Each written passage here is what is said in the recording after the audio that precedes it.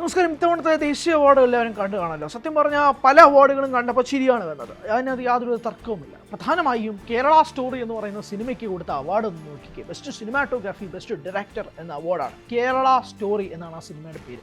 സംവിധായകനായ സുദീപ്തോ സെന്നിനാണ് മികച്ച സംവിധായകനുള്ള അവാർഡ്. എന്ത് കാര്യത്തിന് എന്നുള്ളതാണ് മലയാളികൾ ചോദിക്കുന്നത്. വളരെ ശക്തമായ രീതിയിൽ കേരള മുഖ്യമന്ത്രി ഉൾപ്പെടെ ഇതുപോലുള്ള സിനിമകൾക്ക് അവാർഡ് കൊടുത്തതിൽ പ്രതികരണവുമായി രംഗത്തെത്തിയിട്ടുണ്ട്. കേരള സമൂഹവും അത് തന്നെയാണ് ചർച്ച ചെയ്യപ്പെടുന്നത്. വാസ്തവ വിരുദ്ധമായ കാര്യങ്ങൾ പ്രചരിപ്പിക്കുക, അത് അംഗീകരിക്കുന്നതിലൂടെ ജൂറി എന്ത് നേട്ടമാണ് കൈകാര്യം ചെയ്യുന്നത് എന്നുള്ള ചോദ്യം കഴിഞ്ഞ ദിവസം ബ്ലസ്സി എന്ന സംവിധായകൻ മാധ്യമങ്ങളെ കാണുകയും ചെയ്തു. ബ്ലസ്സി പറഞ്ഞിരുന്ന ഒരു പ്രധാനപ്പെട്ട കാര്യമുണ്ട്. പ്രേക്ഷകർ തീരുമാനിക്കട്ടെ എന്നുള്ളതാണ്. അവാർഡോ ജൂറി കമ്മിറ്റിയോ ഒന്നുമല്ല തീരുമാനിക്കുന്നത്. പ്രേക്ഷകർക്ക് ആ സിനിമ ഇഷ്ടപ്പെട്ടു. 2023 സെൻസർ ചെയ്ത സിനിമയാണ് ആടുജീവിതം. 2024 റിലീസ് ചെയ്തെങ്കിൽ പോലും 2023 സെൻസർ ചെയ്തത്. ഈ വർഷത്തെ ദേശീയ അവാർഡുകൾ പ്രഖ്യാപിക്കുമ്പോൾ 2023 സെൻസർ ചെയ്ത സിനിമകൾക്കാണ് അവാർഡ് കിട്ടുക. അപ്പോൾ ആടുജീവിതം ഉറപ്പായിട്ടും അവിടെ അയച്ചിരുന്നു. പക്ഷേ അവിടെ ജൂറിക്കിടയിൽ ഒരുപാട് പ്രശ്നങ്ങൾ ഉണ്ടാകുന്നു. ജൂറി പറയുന്നത് ഇത് വളരെ നാടകീയതയാണെന്നുള്ളതാണ്. അതായത് കേരള സ്റ്റോറി നാടകീയതയെന്നും പച്ചക്കള്ളമെന്നും തോന്നാത്ത ജൂറിക്ക് തോന്നിയത് ആടുജീവിതം നാടകീയത എന്നുള്ളതാണ്.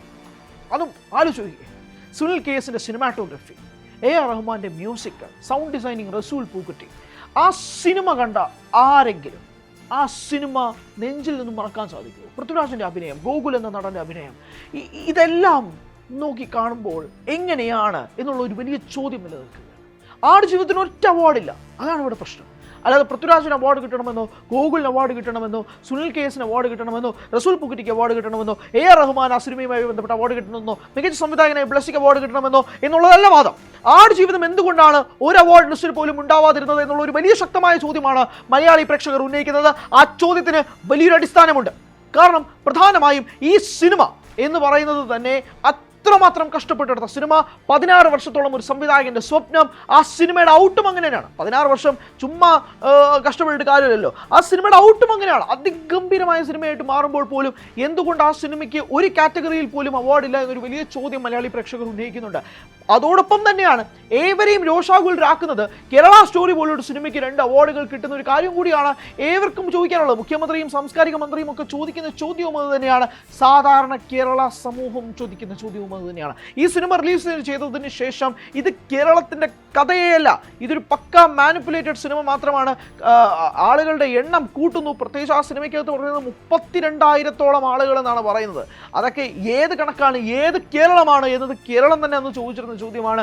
ആ സിനിമയ്ക്കാണ് അവാർഡ് ലഭിക്കുന്നതെന്ന് പറയുമ്പോൾ സ്വാഭാവികമായും ഉണ്ടാകുന്ന രോഷം, ജനരോഷം, കേരളത്തിൻ്റെ രോഷം വളരെ ശക്തമാണ്. അത് തുടരുക തന്നെ ചെയ്യും. ഈ ദേശീയ അവാർഡുമായി ബന്ധപ്പെട്ട് ഒരുപാട് ആരോപണങ്ങൾ എല്ലാ വർഷവും ഉണ്ടാകാറുണ്ട്. അത് ഇന്ന ആൾക്ക് കൊടുക്കണം, ഇന്ന ആൾക്ക് കൊടുക്കണം തുടങ്ങി നിരവധി ചോദ്യങ്ങൾ വരാറുണ്ട്. പക്ഷേ എനിക്ക് കുറച്ച് ചോദ്യങ്ങൾ ആണ് പ്രേക്ഷകരോടും ചോദിക്കാനുള്ളത്. നിങ്ങളും അത് അംഗീകരിക്കുമെന്ന് വിശ്വസിക്കുന്നു. മികച്ച നടനായി ഷാറൂഖ് ഖാനെ തിരഞ്ഞെടുക്കപ്പെട്ടിരിക്കുകയാണ് ജവാൻ എന്ന സിനിമയിലൂടെ. അതാണ് പ്രശ്നം, വേറൊരു പ്രശ്നമില്ല.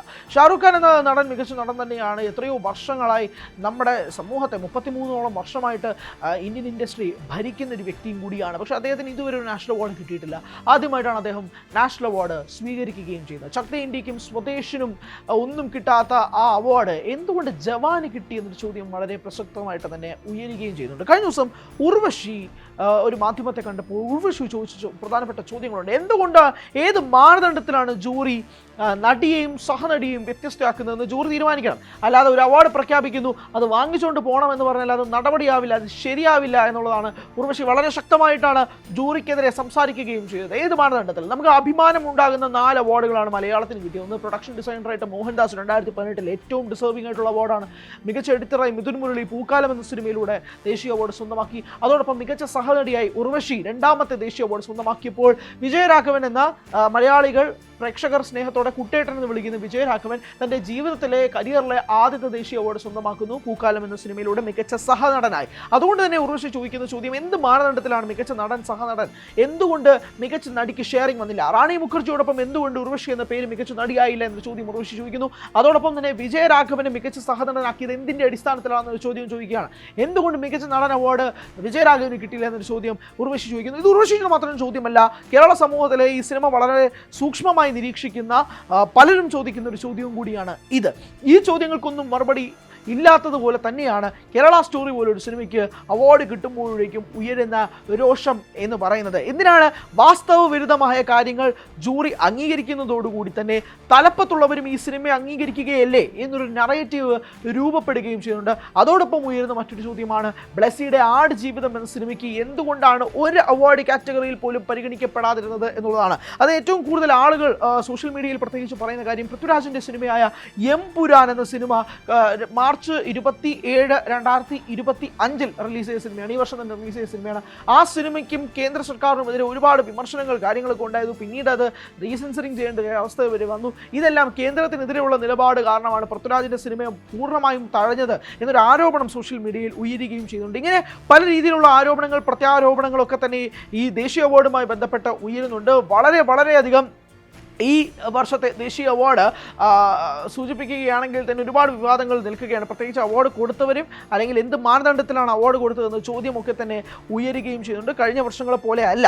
ഏറ്റവും കൂടുതൽ ഇതുപോലെ തന്നെ മുൻപ് ഉയർന്നിരുന്നത് മികച്ച നടനായ അല്ലു അർജുൻ തിരഞ്ഞെടുക്കപ്പെട്ടപ്പോൾ എന്തുകൊണ്ടാണ് അല്ലു അർജുൻ അവാർഡ് കൊടുത്തതെന്നുള്ളതാണ്. പക്ഷേ അത് നമ്മൾ ഒരു കലാപരമായ രീതിയിൽ മാറ്റിവെച്ചാൽ പോലും ഇതങ്ങനെയല്ലല്ലോ. കേരള സ്റ്റോറി പോലൊരു സിനിമയ്ക്ക് അവാർഡ് കൊടുക്കുമ്പോഴേക്കും അത് നമ്മുടെ രാഷ്ട്രീയ സാമൂഹിക വിഷയത്തെയും കൂടിയാണ് ചോദ്യം ചെയ്യുന്നത്. കേരളം ഇങ്ങനെയാണെന്നുള്ളൊരു നറേറ്റീവ് മറ്റ് സംസ്ഥാനങ്ങളിലുള്ളവർക്കും മറ്റ് രാജ്യങ്ങളിലുള്ളവർക്കും പോലും കിട്ടുന്ന രീതിയിലേക്ക് കാര്യങ്ങൾ മാറുന്നു. അത് അംഗീകരിക്കുന്നതായി ജൂറി മാറുന്നതിനാണ് ഇവിടെ ഏറ്റവും കൂടുതൽ വിഷമം ഉണ്ടാക്കുന്ന കാര്യം. എന്തായാലും ഇത്തവണത്തെ ജൂറിക്കെതിരെ വളരെ ശക്തമായ രീതിയിൽ തന്നെയാണ് സോഷ്യൽ മീഡിയയിൽ ജനങ്ങൾ മുന്നിട്ടിറങ്ങുന്നത്. അത് കേരളത്തിലെ ജനങ്ങൾ മാത്രമല്ല, പല സംസ്ഥാനങ്ങളിലെയും ആളുകൾ അവരുടെ പോസ്റ്റുകളൊക്കെ ആയിട്ട് തന്നെ രംഗത്തെത്തുകയും ചെയ്യുന്നുണ്ട്.